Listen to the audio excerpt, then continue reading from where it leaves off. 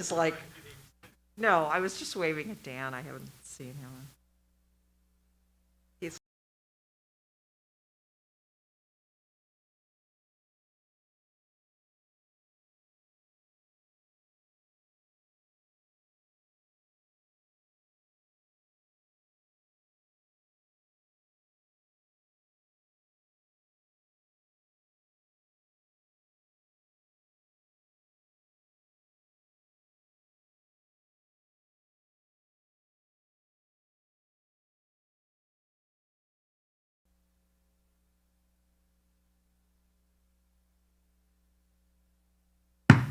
I'd like to call to order the Board of Education, District 63 meeting.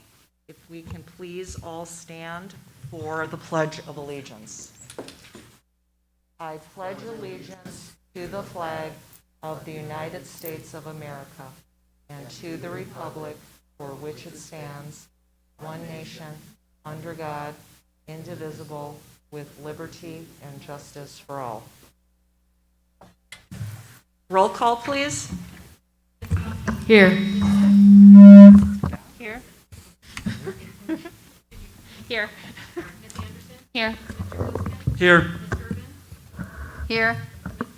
Here. Here. Okay, this is the portion of the meeting where we do recognize public comment. The board has received 2 emails that I will discuss, but before that, have we received any other? Okay, very good. So, the 2 emails that the board has received, one was from a Ms. Catherine Pauley, basically advocating for our school district to return to full-day learning.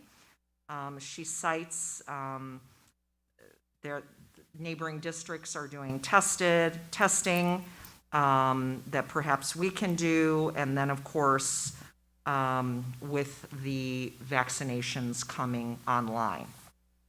The other email that we received was, and please forgive me if I mispronounce your name, but from Ms. Barbara Raska, and she too is advocating and requesting that the district think about reopening schools on a full-time basis, and again is citing neighboring districts doing that.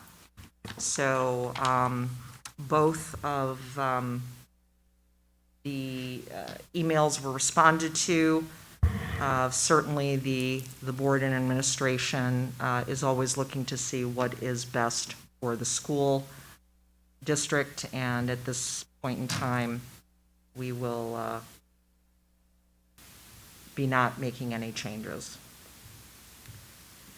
Okay. Could I please have a motion to approve the consent agenda? So moved. Second. Roll call, please. Ms. Sack?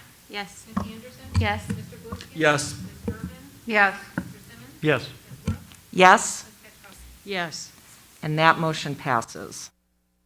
Okay, so I only have a couple of things to discuss. The first, board and Dr. Clay, if you can please put on your calendars April 29th from 6 to 9.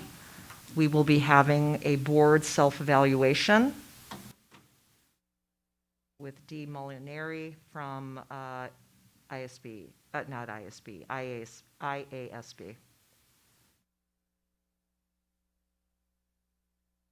Okay? April 29th. Correct. 6 to 9.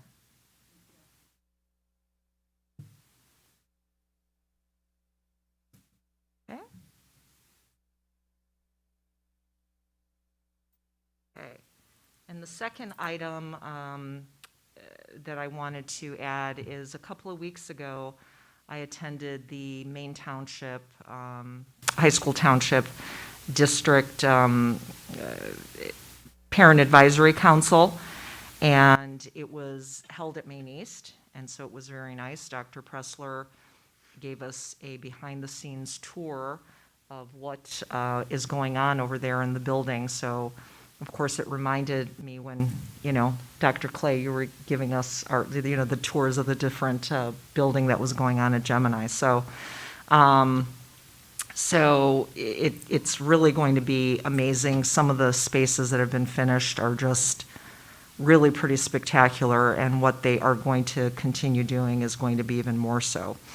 So after the tour, the majority of the conversation was centered around, if you know, Maine East and Maine West both have banners on their schools about, racial equity and just a lot of emotional pleading from students of how they feel about the district being inclusive and that they want their schools being inclusive.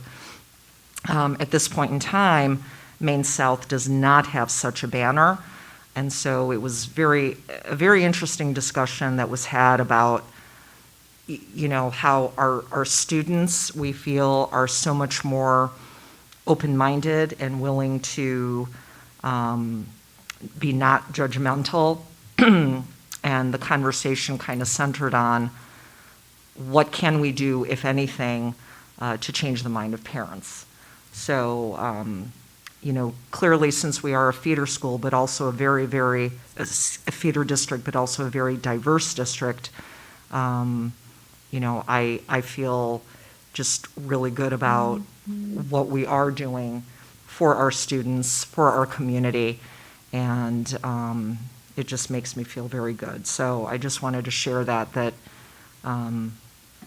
unfortunately there are, neighboring communities that are perhaps not as forward-thinking. So, and with that, board members.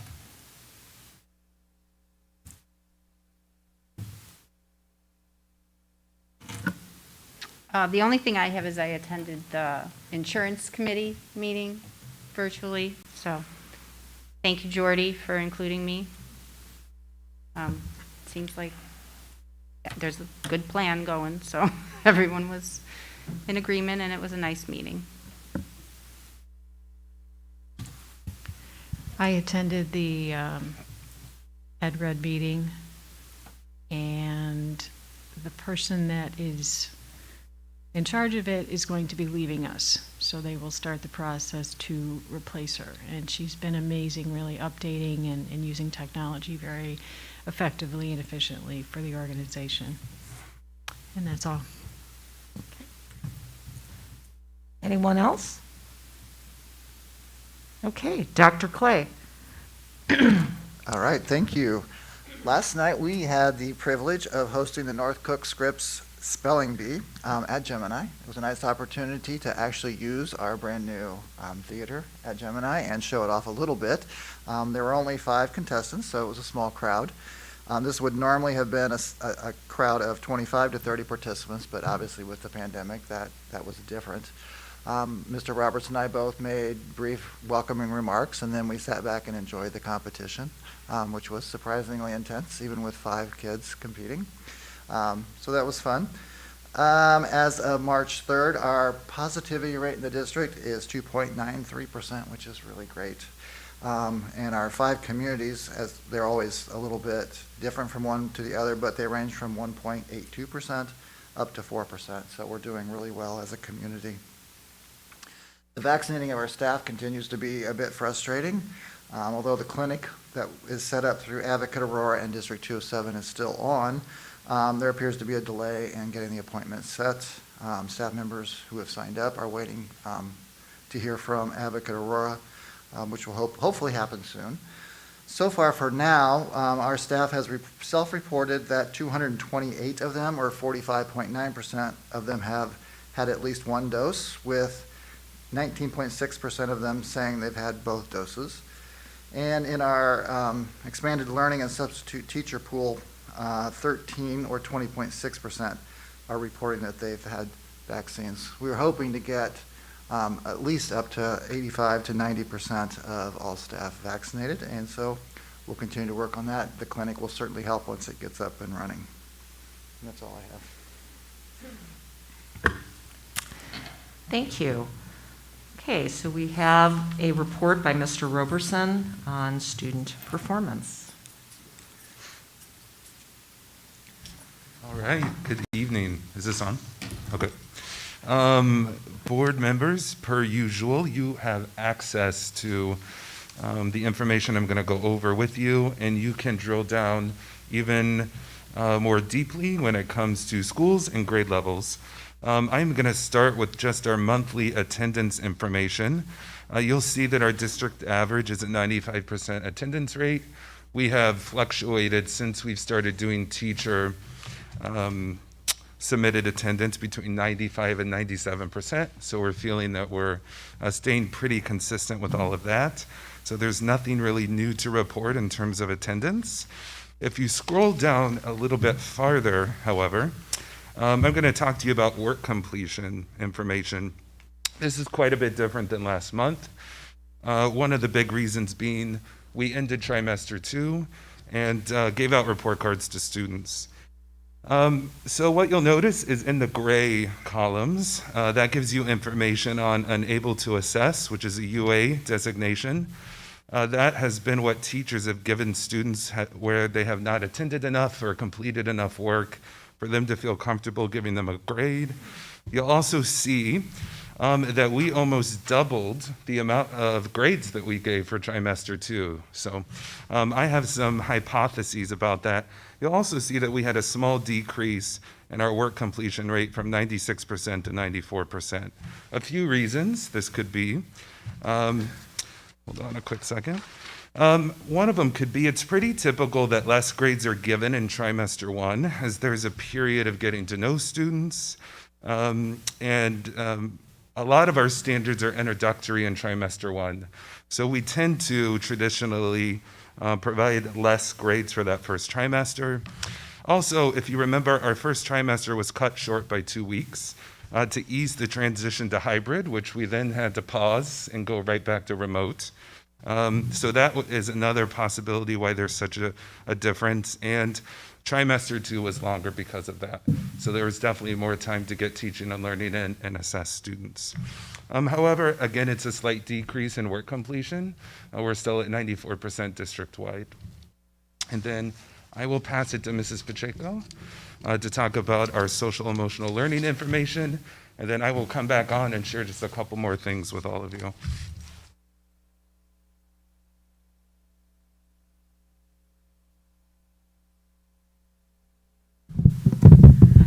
Good evening. So during the month of February, we did see that expected decrease in our overall referrals to our social workers for students who weren't engaged. As you'll recall, back in January, we were actually over 100 referrals for the first time all year. And we hypothesized that a lot of that was due just to getting people back into routines after a longer winter break. So this month, we saw 53 referrals to our social workers for engagement concerns. And of those 53, 21 of those students were then referred to a problem-solving team that is school-based. We saw 35 referrals to our building administrators for follow-up support, and 10 of those referrals were then made to our school-based problem-solving teams. We did also see an increase in referrals to our outside agencies for additional support. We saw it was about a 9 count increase. And what we are starting to see more requests for our counseling, but also support for groceries and utilities. So it is something we're going to continue to keep an eye on and continue to work with our community partners with.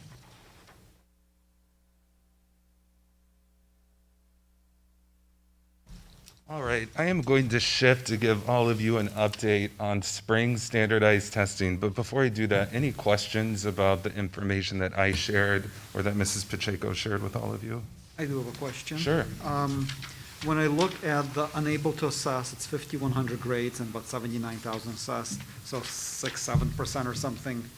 What happens to those kids? It's a pretty big number of grades that weren't able to be assessed. If they don't complete the work, if they're in 8th grade, does that just? So it doesn't really do anything in terms of like punishment or that they have to go to remediation classes at Maine East. I don't know if all of you are familiar, but District 207 has a no tracking policy, meaning wherever students end from Gemini Middle School, they're taken into the next class in their trajectory. So there's not really anything other than this, then we're not able to give the feedback to the students or the teachers about performance related to standards. But Maine East used to use MAP scores, which this year aren't very accurate either since we haven't done them. Yeah, and Maine East actually changed their policy. So once they moved to integrated math, like let's say a student at Gemini takes a Maine East version of math, like Math 1, they don't do any sort of testing to see if they're ready for Math 2. They're just automatically placed in Math 2, and that they have supports in place at Maine East to take students wherever they are. So they changed that policy not too long ago. And then one follow-up question, this Sure. as I look, it seems like grade 5, for some reason, has the most unable to assess and the least work completion rate. Do we know what's going on there specifically? Yeah, that was kind of the one question mark in grades that I'm not completely sure. I mean, what we have seen is the more grades that we keep track of, and you'll notice this in the numbers, we tend to have a larger rate of students not completing the work. So this is something that we'll continue to monitor as I report this monthly and see if this is just kind of a dip or kind of what happens. So, yeah. Thank you. Yeah, no problem. Can I ask something? Sure. The unable to assess, does that take into account like students that may have gotten like a narrative grade in place of like a regular grade or something like Say that again, I'm sorry, narrative. Like a grade? narrative grade? Do they not? No, on our standards-based report cards, we don't have narrative grades. Yeah. But that's not even an option for some students to receive like a narrative grade if like, say they're trying to the best of their academic ability, but they're not succeeding?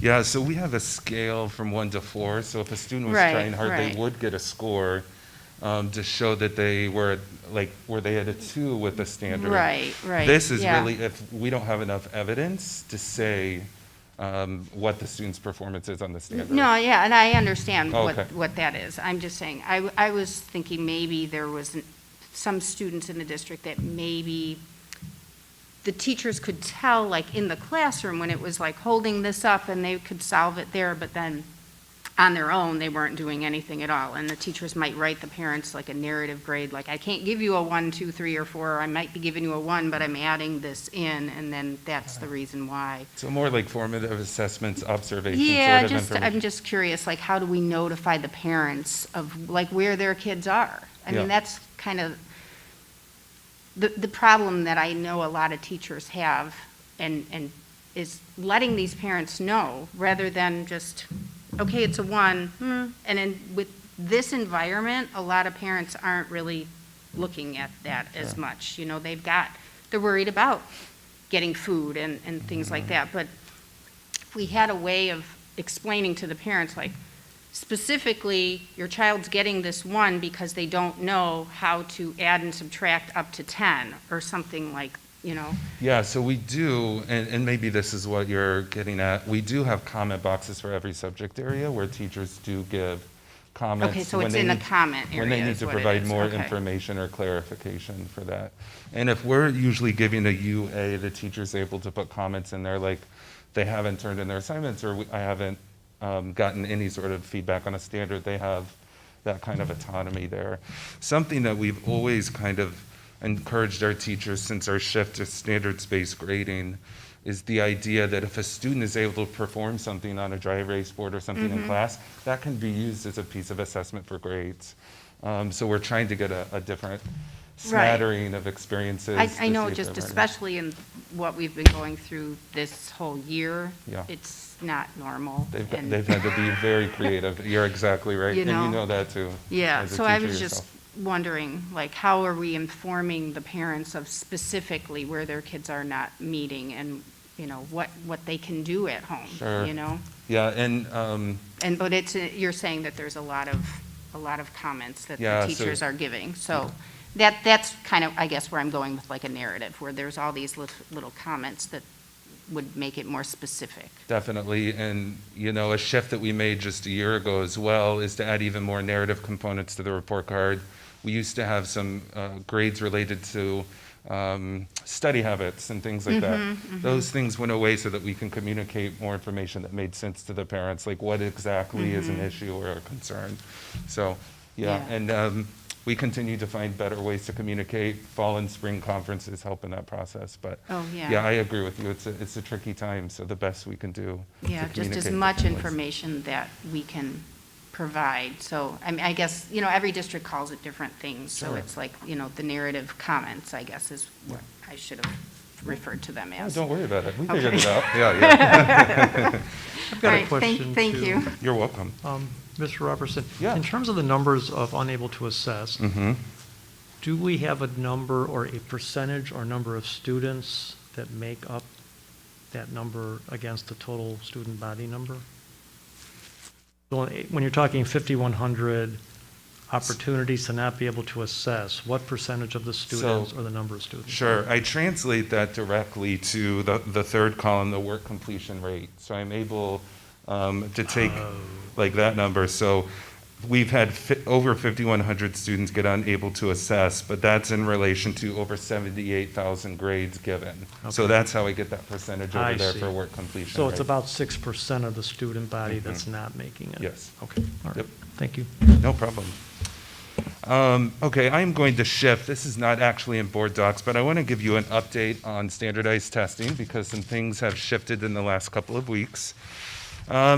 So because of the hardships that school districts and families have faced over the past year, the Illinois State Board of Education tried and lobbied the U.S. Department of Education for spring testing waivers, basically asking the U.S. Department of Education if we could skip them again this year, basically.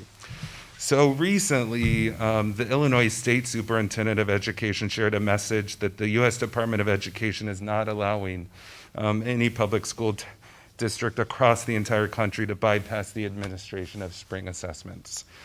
So this means that District 63 will be required to assess hybrid and remote learners this spring for 3 different assessments at the same time, all in person. There is no remote testing option per the state of Illinois, and if you recall from our numbers, more than half of our students are currently remote. That means that students will need to take the following assessments in the spring. The access test, it's an English language proficiency assessment for English learners. We have about 50% of our students that would have to take that assessment. The Illinois Assessment of Readiness for grades 3 through 8, which measures student performance in relation to grade level standards in English language arts and math. So all students in grades 3 through 8 will have to take that. The Illinois Science Assessment, which measures performance in relation to the next generation science standards, will be for students in grades 5 and 8. And then we also give the DLM assessment. This is an alternative assessment to the Illinois Assessment of Readiness for students with IEPs that can't access that assessment. So it's important to note that all of these assessments encompass multiple testing sessions, and there is no feasible way to administer all of these within one day or even 1 week for students. So the state of Illinois did, however, apply for waivers to bypass the 95% participation requirement. So we typically have to have at least 95% of our students participate. They applied for a waiver to not have that be a requirement, because I think they're anticipating a good amount of remote learners will not want to come into school because their parents already chose for them to stay home. And then we also applied for a waiver for the scores not to be reflected in accountability measures. So e.g., our school report card would not reflect any scores from this spring. So I do want to be honest with all of you and say testing hybrid and remote learners will be an immense challenge. And since this news was shared with all districts just a couple of weeks ago, we are still planning the details of what this will all look like. A letter explaining the spring testing information will be sent to families either tomorrow or on Monday, as we're waiting for just a couple of language translations still for the message. So we are working through this piece. We had been told by the state for quite a while that they had submitted a waiver to skip testing. And with the new administration, they made it clear that that's not going to be allowable. So We're not completely sure what this will look like. We know our in-person students will be able to test and assess, but getting our remote learners in, we are going to be as creative as possible. We only have so many staff members, and we're stretched pretty tightly so that we can have smaller class sizes and things. So the administrative team is working tomorrow with principals to find the best way to do all of this. So it will be interesting to see what the scores are and how reflective they truly are of learning in our population. So, Can I ask a quick question? of course, Since we're trying to be creative. Yeah. Do we have the ability, maybe with the weather getting warmer, to allow parents of their kids test outside and set up some, outside classrooms? Weather permitting, obviously? I or even think the getting sky's tent the in? limit, yeah. We've talked about that. We've talked about busing students to school. The tricky thing is we have smaller class sizes right now in person for a reason. And so taking staff and putting them to outside tents and all these different things, I just don't know what's going to be feasible. So we're going to work through all those things. So if anyone hears of a district doing something super creative like Tent City or something like that, let us know and we'll explore it. So, yeah. Mr., what do you think are the chances of the waivers being approved for the 95% participation and the accountability piece? I feel pretty confident about that, and the state does too. But we still don't know for sure. We're assuming. I don't know, in my professional opinion, how districts are going to get 95% or more students in the building, since we were required by the state of Illinois to provide a remote learning option this year. And typically parents that chose that don't want to bring their kids back into school for 7 different days to take all these assessments. So it's my guess, I just don't know how that's possible. But we will definitely try our best to do what we need to. Any other questions? No, I did hear of some districts that are offering for the access test to have the students that are remote come in a separate testing session in the afternoon, as opposed to coming in with more children in the room and see. But I haven't heard if like the parents are, if the parents even are aware of that yet. But that's kind of what districts are talking about as a possibility. But Definitely. It's the That's same actually thing, what we're yeah. doing for access, because oh yeah, that's it. we were supposed to do access in January, and because the state applied for the Mm-hmm. waiver, they said, pause, let's wait to get a final Yeah. decision. And the final decision was not what we were hoping for, so access is now happening on top of these. Yeah, yeah. So Mrs. Sterling had already put into place like a plan to test from like 2 to 6 in the Oh, okay. afternoons. But unfortunately, we don't have the amount of staffing that can stay after school to do Right. all of the tests, so we're gonna try to figure that piece out. Yeah, it's going to be based on how many parents actually are willing to bring their kids in, is really what it is, and we have no idea at that point, Yeah. at this point, I should say. So we will be sending a message to families asking for kind of an RSVP of what they're hoping to do, and we'll get a better sense of numbers and all of that, so. Yeah, but now on to something way more exciting than spring testing. As I was excited to share our 63 blended learning video with you last month, I'm just as proud this month to let you get a glimpse of what learning currently looks like at First Steps Preschool and Gemini Middle School. As a quick reminder, both of those schools are following different instructional models than our elementary school. So I just want to, we've talked about so many different models this year, I just want to review that. Each pre-K student is currently in a hybrid or remote learning classroom, and each one attends either in the morning or the afternoon. And while our play-based approach to learning has been adjusted for obvious reasons, as you'll see in the video, our pre-K staff has found creative ways to keep those youngest learners engaged. You'll even get to see some singing in this video, so get ready. Gemini largely follows the same model. Each student participates in either a hybrid learning or remote learning for their core classes in the morning, and then following lunch, all students participate in remote PE and elective classes in the afternoons.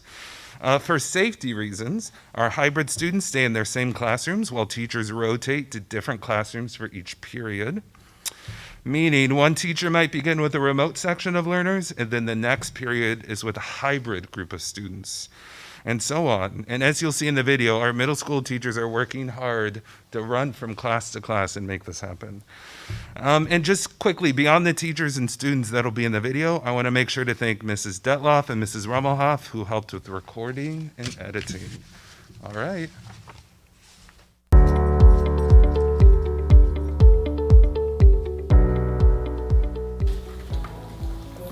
Take good care of your teeth and they will stick around, says Dr. Flores. I have a patient who's 100 years old and he still has 28 healthy teeth. Okay, you're gonna put some yeast in it and let's see what happens. Hopefully it works. Hopefully it works. Let's shake it up. What's happening? In blended preschool, all their materials are individualized. The students are able to move around the room and enjoy each center on their own. They're able to identify their name on the bin, play with those toys. Once they're done, it either goes back on the shelf or it goes onto a counter to be sanitized for the next group of children to use. And they're able to move around the room on their own. They social distance, they keep their mask on. It's amazing to see 3, 4, and 5-year-olds able to follow the rules, and they're still able to interact while keeping that distance. And it's amazing to see how they adapt and are continuing to learn throughout the day. During small group time that you saw, the kids are broken down into their small groups and they enjoy different activities with a teacher, and they have their individual materials, and those go away to be sanitized for the next group of children to enjoy.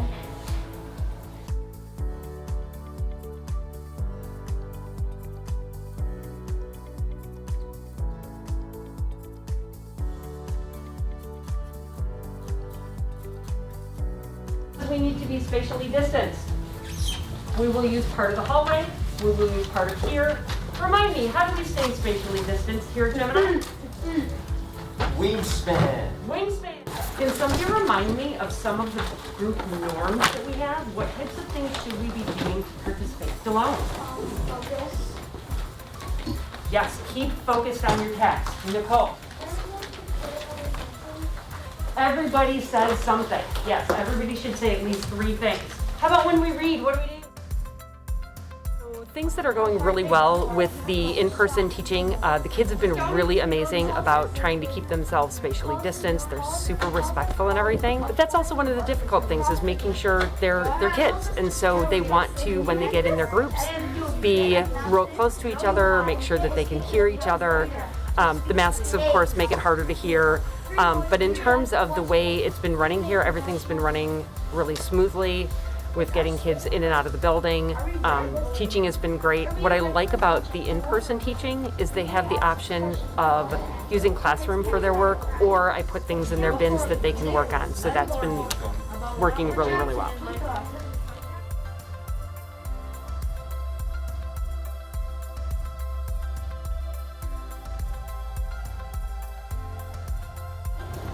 For all of these, you are recording your observations. What do you observe? What do you notice? What do you wonder? Here at Gemini, we're doing hybrid and remote learning. Both of them, we've been back for about 4 weeks, and they have been adjusting and starting to go really well. Some days are smooth and wonderful and full of wonderful learning experiences. Sometimes there are moments of frustration that among teachers or students if something isn't necessarily through the ideal situation. However, the staff, everybody in the building is really just doing their best to make sure that students are having great experiences and continuing to learn. I personally teach 3 remote sections and 3 hybrid sessions. So for the hybrid sessions, I go from classroom to classroom, and then I teach a group of students in person.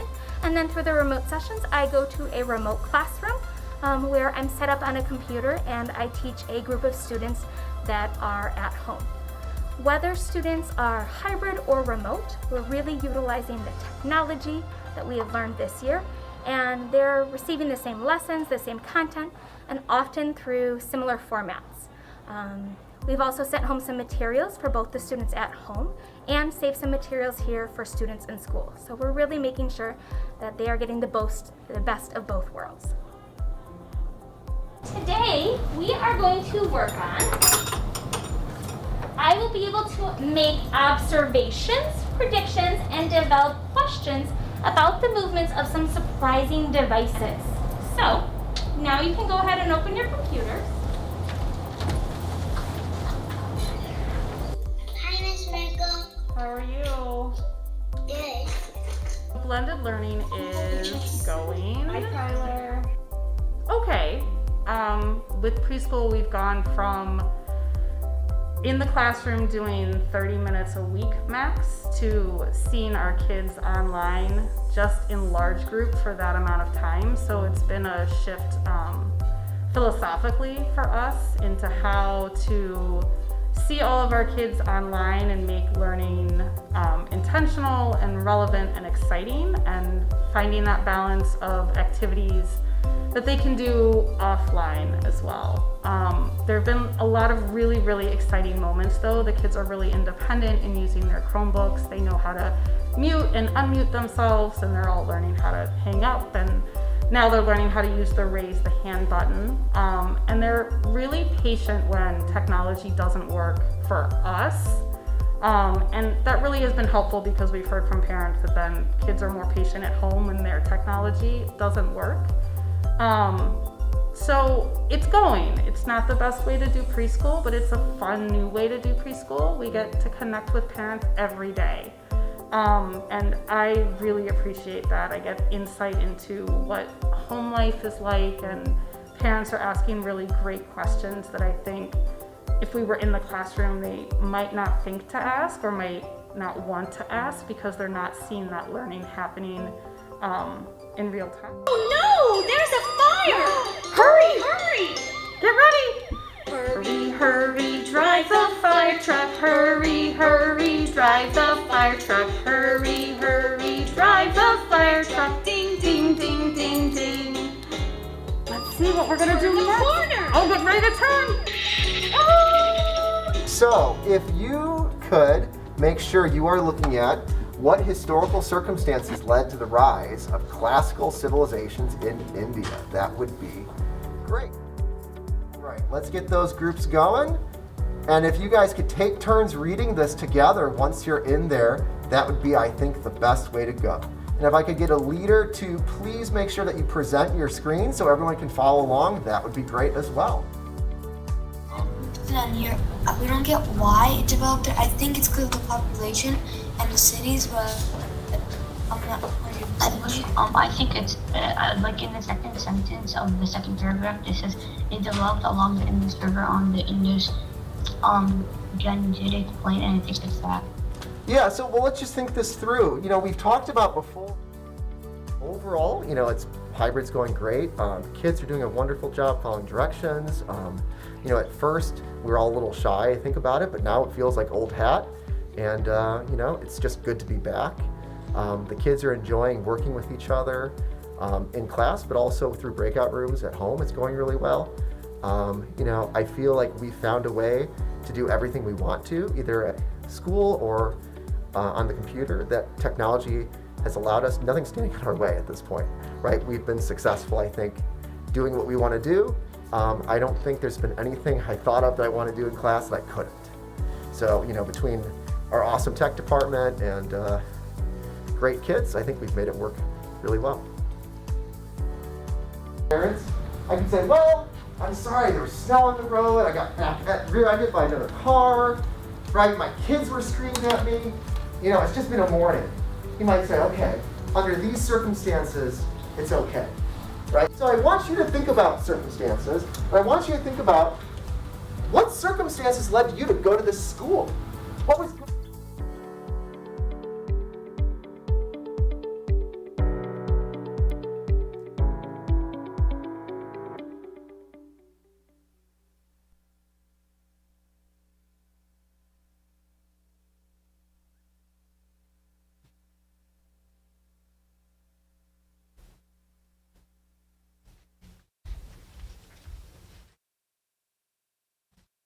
Just quickly, while you're going back to your seats, I did want to say, I don't know if this was anyone else's favorite transition, but going from Drive the Fire Truck to Ancient Civilizations in 6th grade at Gemini, so that was my favorite shift. But I'm happy to answer any questions if you have, but feel free to make any comments or anything.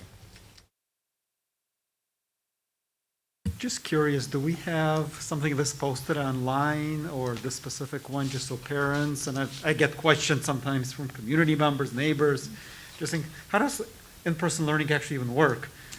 Or remote learning? So this is a great example. I don't know if we can actually post this online, but. Yes, our social media czar already has the video that she's ready to send Awesome. out.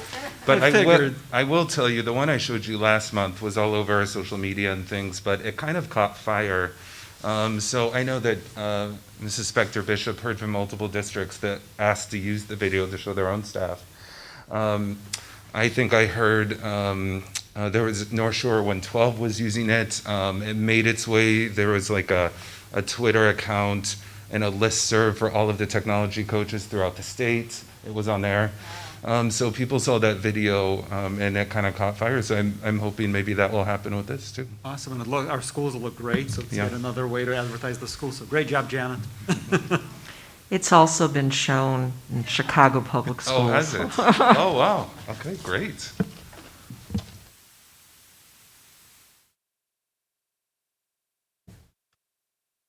Yeah, of course. Yes, thank you, that was wonderful. Thank you to Gemini You know, and preschool. yes, for thank you working so everyone hard. for who was responsible for putting this together. And also, yes, kudos to the tech and Mr. Schaefer. I'll need to ask you where you got those carts.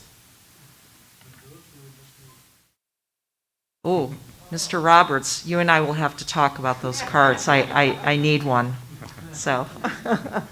No, but really, thank you. And it really, to your point, Walter, I think that, parents don't know really what's going on in the building. And so to be able to see something like that, it's just amazing. And so thank you.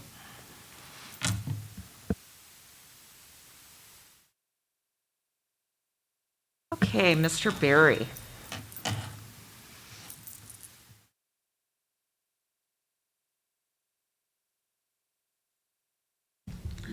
Good evening.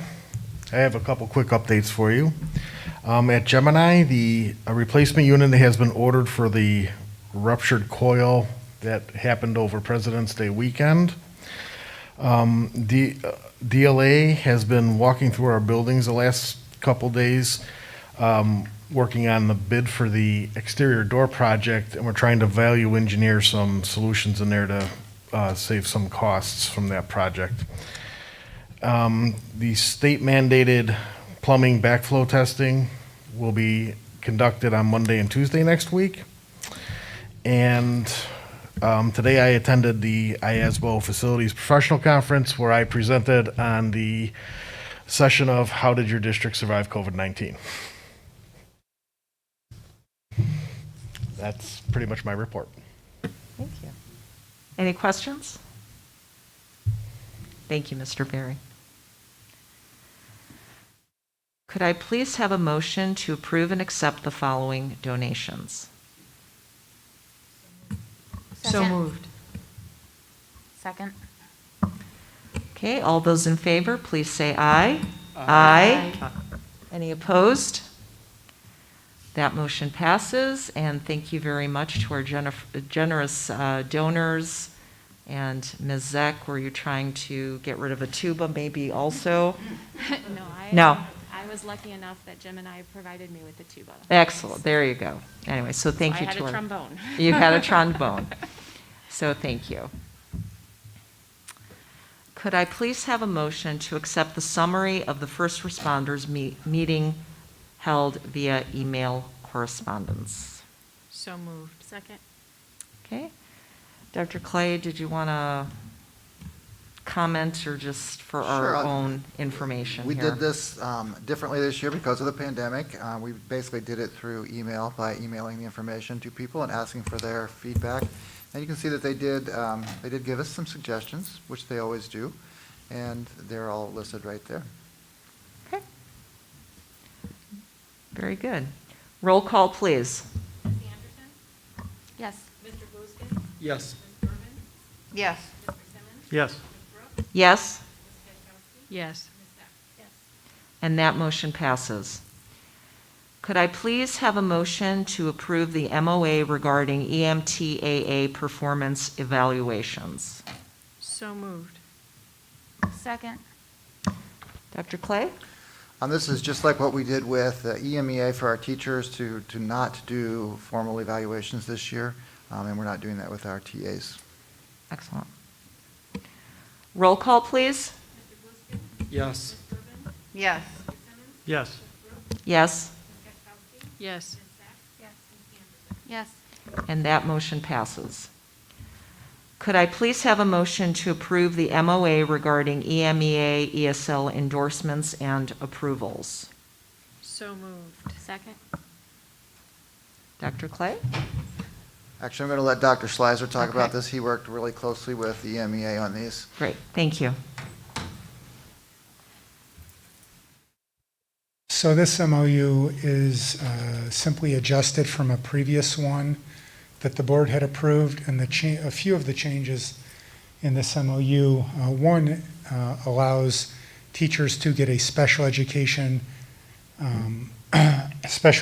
teachers to get an ESL approval, which involves a 9-hour course of study and allows someone who has a special education license to teach children with IEPs, to teach them and receive their ESL services from the same teacher.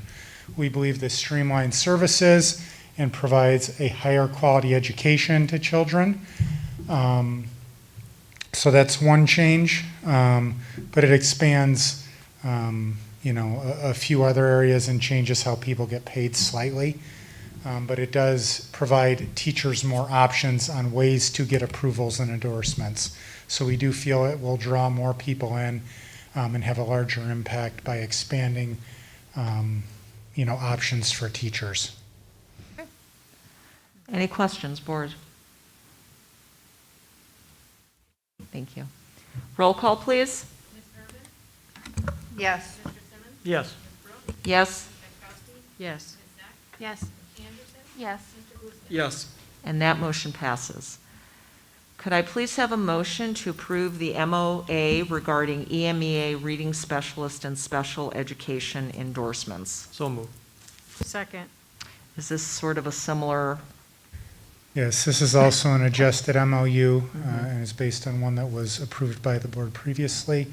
The one major change is that the previous MOU said that any teacher with a professional educator license could participate in the endorsement program, whereas the change allows any teacher with basically a teaching license.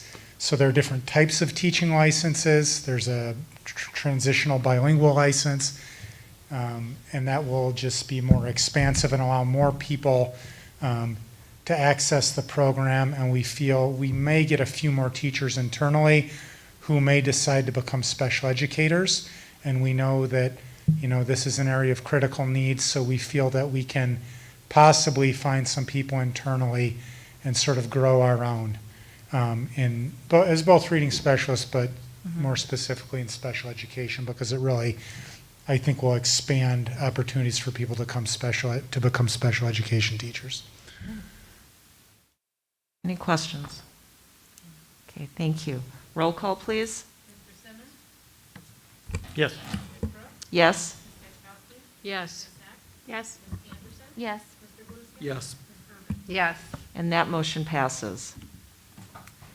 Could I please have a motion to approve the following positions for the 2021 ESY ELL summer school programs? So moved. Okay. Good evening, everyone. Hello, So Ms. first Sterling. I want to address, if you notice the salaries, those have increased from previous years.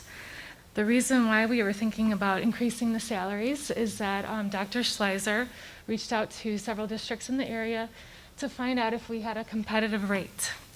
And turns out that we were paying less than the communities around us, so we wanted to increase the rate from $32.50 an hour for teachers to $40 an hour. We also increased the rate for teacher assistants from $19 an hour to $20.50. We increased the salary for registered nurse from $32.50 to $40. We are keeping the speech language pathologist at $50 because around, areas around us are, that was a competitive rate for the districts that Dr. Schleiser got information from. And then we are increasing the social worker from $32.50 to $40. OTPTs are remaining at $50 as they have in the past. And we also felt that it would be important to slightly raise the summer school principal salary from $5,000 to $5,400. So just wanted to let you know that that's what we're proposing this evening. And just a couple things about summer school. For ESY and ELL, as you know, those are programs that are for students who qualify for those services. So ELL students who can register for the program must qualify for EL services. Same with ESY. Those students, it must be written in their IEP in order for them to qualify for extended school year. So we're offering it for grades, students going into grades 1st through 8th grade, and we're hoping to have it at Apollo School, but that may change, and we will let you know. Things change hourly around here. So we're also looking at the dates of July 5th through July 29th. That may change, but we're hoping it won't. So that's the reason why I'm saying that things are changing, is that we just want to let you be aware that we have some things going on, but we definitely are hoping to solidify all of our plans. And July 5th looks like it's a great date, but we may change it, but we're hoping we won't. So basically, I think that that's it in terms of salaries and just logistics with that. But one more thing I do want to note is that we received a large amount of CARES Act funds, and we are going to be using those funds to pay for salaries, supplies, materials, and bus transportation for students. In the past, we have asked students to provide a $15 material fee. We will be waiving that for EL, ESY. And in the past, EL bus transportation was about $40 per student, and we are waiving that as well. Okay. Do you have any questions about ELL, ESY summer programs? Do you have any idea, based on how students are currently enrolled that would qualify for these programs, what percentage are going to be remote, what percentage would probably be hybrid? Well, I have those numbers. So right now, I did want to bring up one more thing, so thank you for asking that question. We are going to be offering this in person and remotely. And so based on the numbers that I've received for English learners, we have about 900 English learners that are remote and about 700 district-wide that are hybrid. So we'll see where everyone lands, and that includes preschool. So that's a huge number, the preschool number. Those students would not be coming to ELL summer school. So typically we get about 250 to 300 students enrolled in ELL summer school every year. So I really don't know. But we are going to be offering the remote option as well, and we're hoping that it would be separate. We would have a remote class and an in-person class for all grade levels. And typically we multi-age, so we'd love to do that again this year, but we are going to have to wait and see how registration goes. Okay. So thank you for your question. Thank you. Any other questions? All right. Okay, roll call, please. Yes. Yes. Yes. Yes. Yes.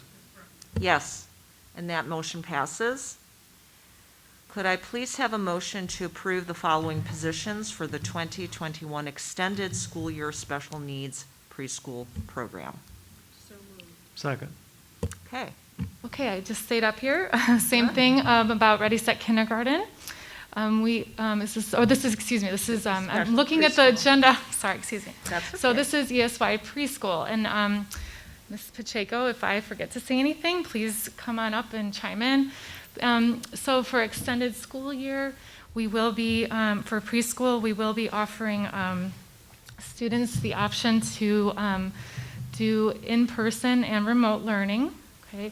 Again, this is an invitation-only program for students who have it written in their IEP that they should attend or can attend. The dates are the same, July 5th through July 29th. It will be taking place at the Early Learning Center. Okay.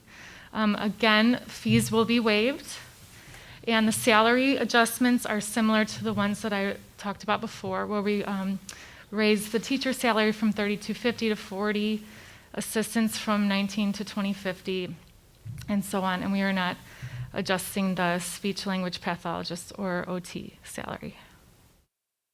Okay. Any questions, board members? Okay, roll call, please. Yes. Yes. Yes. Yes. Yes. Yes, Yes. and that motion passes. Could I please have a motion to approve the following staffing positions and costs for the 2021 Ready Set Kindergarten Summer Program? So moved. Second. Okay. Okay, so again, same thing for Ready Set Kindergarten. We raise the salaries similar to the other two programs that I've already discussed. This program, the dates will also run July 5th through July 29th. We are hoping that the classes will take place at each student's elementary school. However, depending upon enrollment, we may need to consolidate the program to one or possibly two buildings or more, but having it at a few locations versus all 5 elementary schools. So this program, as always, has been funded through Title I and Title III funds. And through Title I and Title III, we have paid for teacher assistant, and health clerk office staff salaries. We also pay for transportation, instructional supplies, and materials. So this is free of charge. And in order to be a student or qualify in Ready Set Kindergarten, it is an invitation-only program for students who are considered at risk. Students must register for kindergarten prior to Ready Set Kindergarten beginning. And the way that we determine if a student qualifies for the program, we look at several different factors. Did they attend preschool? How did they score on the kindergarten literacy survey that we provide them upon registration at kindergarten? And do they qualify for English language learning services based on the WIDA Model's language assessment? Okay. We are going to be doing in-person only for Ready Set Kindergarten. We are not going to offer a remote option. However, incoming kindergarten students may participate in remote summer enrichment classes. And are you going to talk about that? Okay. And so the Teaching and Learning Department has been talking a lot about how we can beef up our summer programming and extend it beyond to those students that qualify for the programs in which I just spoke of. So I will turn it over to Aaron, Mr. Robertson, to talk about the summer enrichment classes that we're hoping to have. So thank you. Thank you. I just basically wanted to let you know what's coming. We actually won't do a full presentation on what our new summer enrichment program will look like until next month. Obviously, this is a program that we haven't had in place before, so it's taken a lot more legwork as opposed to the programs that Mrs. Sterling talked to you about that have kind of traditionally been in the district. Just a quick preview of what's coming. It will be a summer enrichment program. There will be student choice involved in the different sessions, and this will be open to all students, kindergarten through 8th grade. For some staffing reasons and allowing all of the students that may participate in our invitation-only summer programming, it will be in the afternoons, so students could go to both. We didn't want to leave any of our student population out of that opportunity. And I'll also be talking about our summer reading program and things that will be brand new this summer. So look forward to that at next month. Excellent. Thank you. Okay, board members, any questions about Ready, Set, Kindergarten? Okay, roll call, please. Yes. Yes. Yes. Yes. Yes, Yes. Yes. and that motion passes. Okay, could I please have a motion to approve the following student fees for the 21-22 school year? So moved. Second. Okay, Mr. Camps? Good evening. The fees that we are proposing for next year are no different than what the fees that we would have had this year if we would have charged fees for this year.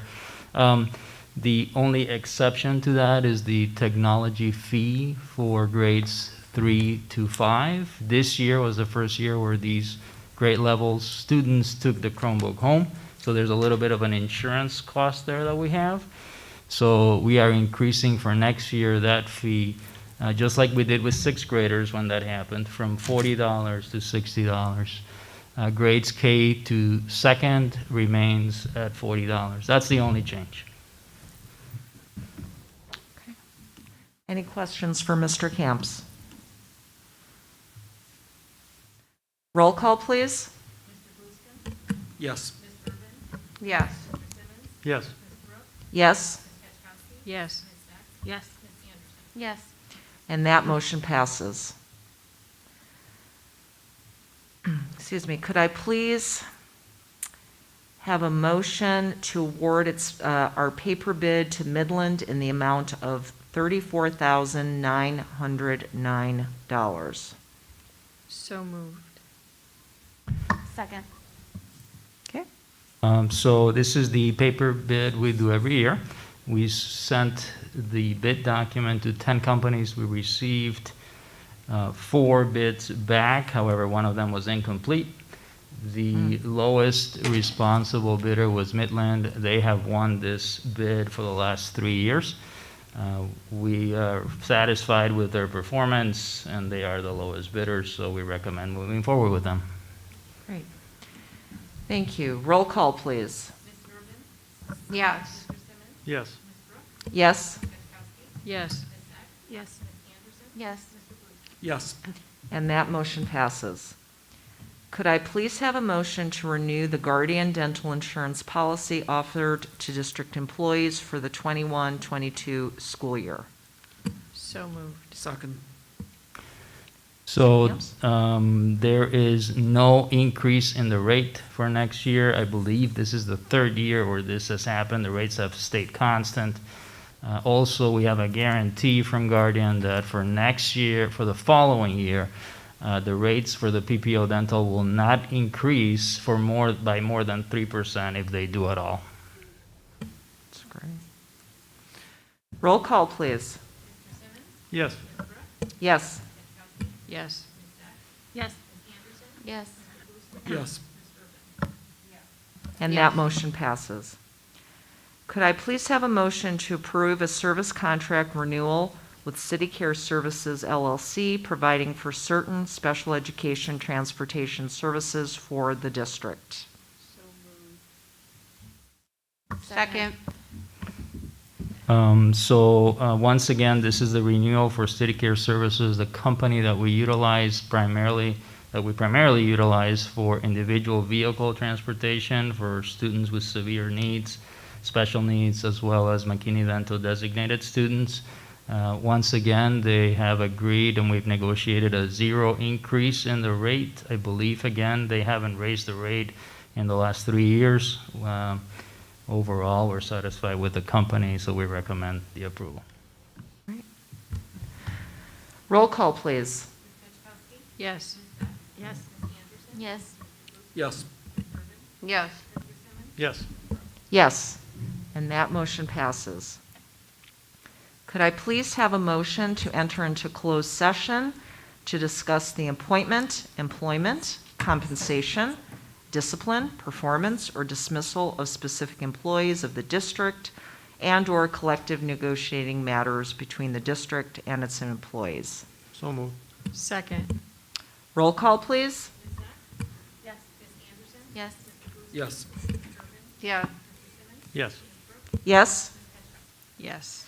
That motion passes. We do not anticipate returning. The next regular business meeting of the Board of Education will be held here on Thursday, April 1st at 7 p.m. Thank you.